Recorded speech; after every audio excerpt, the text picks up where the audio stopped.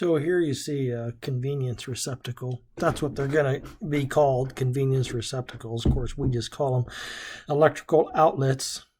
But this one came out of this box. In this box, this is a Leviton product, and it says preferred on it. So there's going to be this will be a little different than what you might have, and that's okay. There's the standard, and then there's the preferred or specification grade.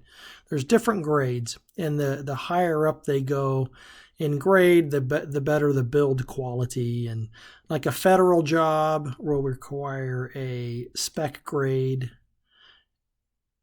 In this case, it says preferred on the box, but I'll show you on here it says spec grade.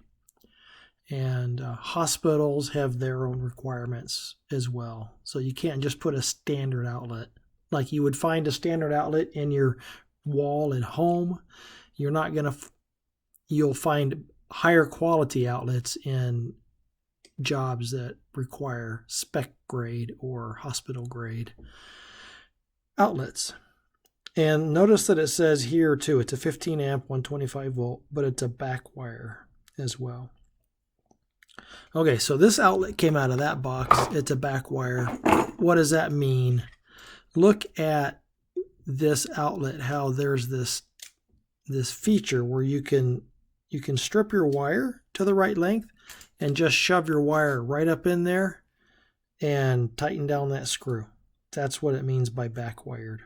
Or optionally, you can put the curl in your wire and curl it around the terminal, and then as you would traditionally, tighten that down around the wire. So you can put the wire behind the terminal, or you can put the wire behind that plate that's behind the terminal.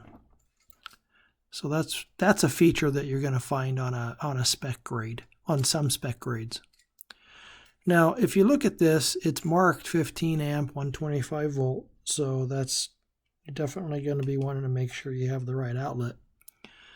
But I'm looking around, and right here it says, I'm going to hold it upside down because the light's better, but right there it actually says spec grade. Spec grade. So this is a spec grade, and of course if you look at it, you can see that the build on it is substantially more than what you might find on a standard outlet. And this whole housing is connected to the grounding terminal. And then now if you want to take these, and you can also, this is kind of cool for these outlets. Now which one's the hot side? Well, clearly it's going to be the short slot, so that's going to be this side. But also note how the hot side is brass colored terminals, whereas the neutral side, or the side that goes back to the source, is a silver colored terminal. So that's that's what you'll see on these outlets, is you'll see brass, which will be your hot, and silver, which will be your return or neutral. All right, and then another thing is, on the hot side, you can wire these so that you have hot going into only one of these outlets. Like you could have this outlet being hot all the time, and this outlet you can have connected to a switch. And if you want to do that, you take a pair of needle nose pliers and you bend this tab back and forth. Do you see how these two terminals are connected via this tab? Well, if you take your needle nose pliers and bend that tab back and forth, you're going to break that tab off. Now you can wire each of these independently, and you could have, for example, hot coming into this terminal and going through and out the other side. And then you can have a hot going into this terminal, but maybe you put a switch back here upstream. So this becomes a switched outlet.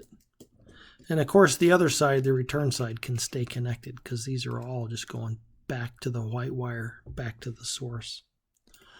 So that's a 15 amp unit, and this here is a 20 amp unit. And you can tell a difference because of this little bit right here, this missing material. So a 20 amp unit's going to have this side slot on the neutral side. See the difference? So, and you can verify that by looking here. It says 20 amp, 125 volt. But go walk around a building and just look for those slots, and you know that's on a 20 amp circuit. This feels like a spec grade also. I mean, look at it. I mean, it even looks like a spec grade. But inspecting it, and I see the marking right there that says spec grade.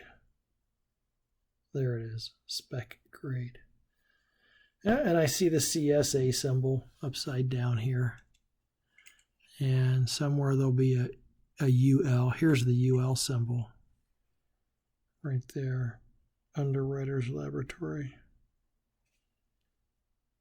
And now looking at the back, I don't see those plates here.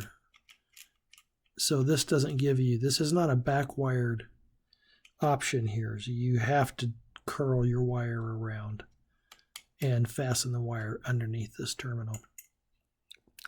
I don't see in either one of these the option that I showed you on these switches earlier. See this switch? And we talked about backstabbing a wire into this hole. I don't see that option on either one of these terminals. And that's, you know, that's a good thing. These, I'm not going to recommend to any of you, and when you do your lab, I don't want you backstabbing your wires into these terminals. That's just not a mechanically as secure connection as it is wiring your wire around underneath the terminal screw and tightening it down. Backstabbing is, and it's probably against code in some jurisdictions because it is a weaker mechanical connection, and so you're going to not want to do that in your lab. In fact, I want you to learn how to curl your wire and fasten it underneath the terminal screw. And that's all I had to say about that. No, it's not. Sorry. Let's see. We got a strip gauge. Looky here. See, you still got the strip gauge. And so you'll be using that to figure out how much wire to strip. And then you also have a marking telling you that this is copper only. So copper and copper-clad wire only. And now, that's everything I got to say.